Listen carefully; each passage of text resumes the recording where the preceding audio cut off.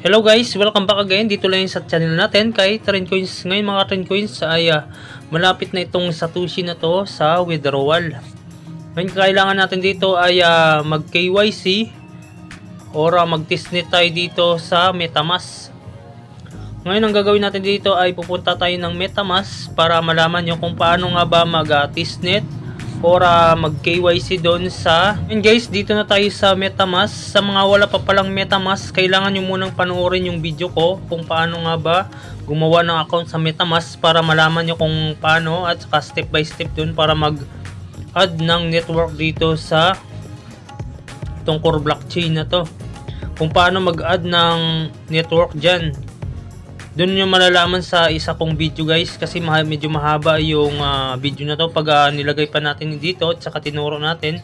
Kaya panoorin nyo na lang yung video na yun na nauna kong upload. Hanapin nyo lang yung kung paano gumawa ng account sa MetaMask. Hanapin nyo na lang sa baba ng video ko yan guys. Sa mga hindi pa nakasubscribe ay mag-subscribe na kayo dito kay Trendcoins para marami kayong malalaman dito about sa crypto. Ngayon umpisa na natin guys kung paano nga ba mag-testnet or mag KYC dito sa itong Satoshi. Ngayon pupunta tayo dito sa browser nila, itong MetaMask.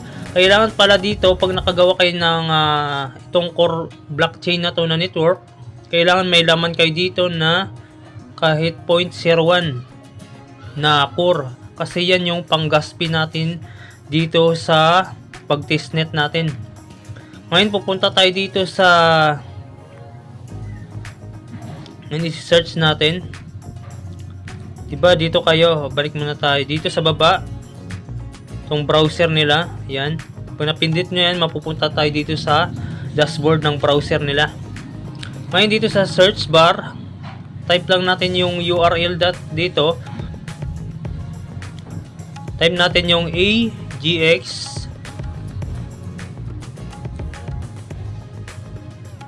tapos .org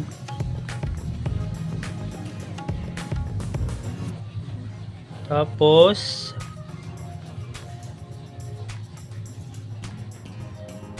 sundan nyo lang yan guys kung paano maglagay dyan ng itong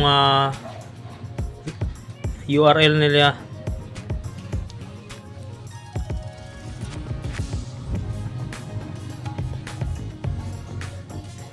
Ngayon ito na naka-set up na agx.org long faucet. Ngayon start natin yan. Tapos mapupunta tayo sa website na yun. Dito sa ito guys faucet OpenX long testnet. Ito na yung website na kung saan ay kung paano tayo mag-testnet dito. Ngayon kailangan nyo muna i-connect to kasi naka-connect na sa akin. Kailangan nyo talagang magkaroon ng pang-gas fee dito, yung 0.01 na core, kasi nga yan yung susi para makapag-testnet tayo dito guys. Ngayon naka-connect na sa akin kasi nga meron akong pang-gas fee, makaka-connect ka dito. Ngayon ito yung wallet address, makikita nyo. Yan yung wallet address ko sa core. Ngayon dito yung pinakauna, claim testnet USDT. Tapos sumunod niyan, add long testnet. Pangatlo, testnet explorer. Saka pangapat yung testnet swap. Ngayon yung unahin natin dito ay yung claim testnet USDT. Click natin yan. Ngayon dito tayo mapupunta. Pag na-click natin yung pinakauna, kita nyo, 0.001 core. Yan yung kailangan dito. Ngayon dito, click na sa baba, confirm. Pag okay na. Antayin lang natin yan na transaction submit. Yan na, nagka-complete na siya, nag-check. Ngayon, close down natin to. Tapos punta tayo dito sa add long testnet. Click natin yung pangalawa.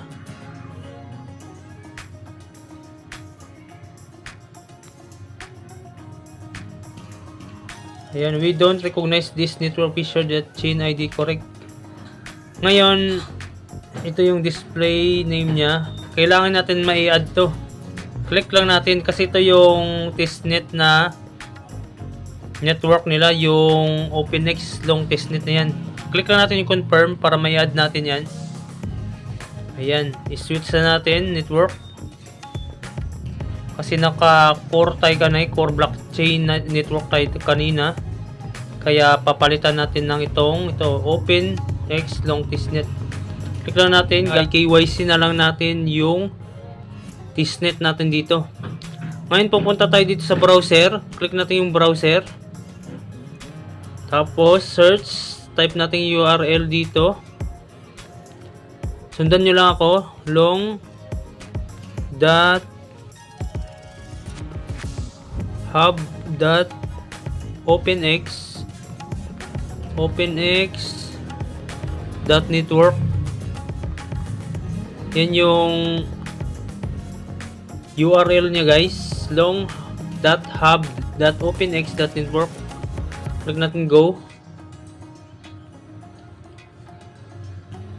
Ngayon kailangan lang natin dito ay i-KYC natin. Kailangan natin dito ay masagutan yung quiz para maka-KYC tayo dito guys. Kasi nga wala na silang USDT na binibigay, hindi tayo makapag-swap. Bali testnet lang naman yung pag-swap dyan. Pag mainnet na, gagawin ko lang din ng video yung kung paano mag-swap dito guys. Kaya kailangan muna natin dito ay makapag KYC or makapag quiz tayo dito. Click lang natin dito yung poset. Sundan nyo lang ako.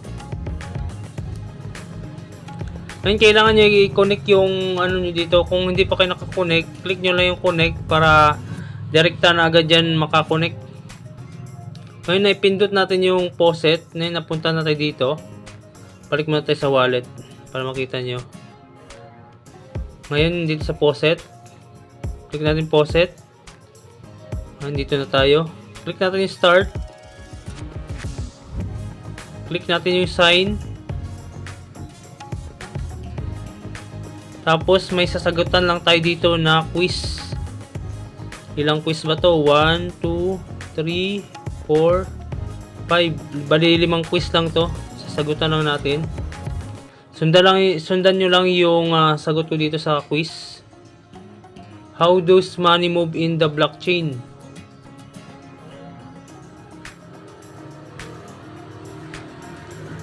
Yung sagot dito guys, dito letter C. Where's those blockchain security come from? Sasagutan lang natin dito kung tama ba o hindi. Pag hindi siya tama, di yan mag-go. Kaya sundan nyo lang ako dito. Ngayon guys, ito na yung sagot natin. Try natin kung makapasa tayo dito sa KYC. Ito nga una, how does money move in the blockchain with digital transaction between nodes? Ito yung tama. Where's those blockchain security come from? Try natin kung tama itong letter B na to. How should protect your private key? Ito yung tama. Store in a secure place and do not share with anyone. Yan yung tama. What is an echo initial coin offering? Try ko lang ito kung tama to guys. It is a method of evaluating blockchain project. What is a smart contract? An automated agreement written in a code. Ito yung sagot ko. Try natin kung tama yung itong nasagot natin. Tandaan nyo lang yung mga sinagot ko dito guys para pagdating sa inyo ay masagutan nyo rin yung quiz nyo. Click natin submit. Click sign. Submit field. Try again natin. May mali dito guys. Ulitin lang natin yung iba. Ito yung sinagot ko dito guys. Kaya nakapasa ako dito sa quiz nila sa KYC quiz. Ito yung mga sagot ko. Tingnan nyo na lang. Pero hindi to magkapareho guys sa mga quiz nyo. Kasi paiba-iba yung quiz nila. Kailangan ay kung hindi kayo makapasa sa ibang question ay kailangan nyo lang ilipat-lipat kung hindi nyo makabisado or pwede naman i-google yan kung saan yung mas malapit na sagot. Ngayon, ito yung mga sinagutan ko dyan. Yan yung mga sagot ko sa... Ngayon yung natapos na yung quiz natin guys. Ito na yung nakalagay. You passed the simulated KYC test and 10 long testnet USDT has been sent to your wallet. Bali, nung natapos ko yung quiz ay nagbigay sila ng testnet na USDT. Makikita yun sa account niyo dito guys. Oh. Yan, ito na yung testnet na USDT.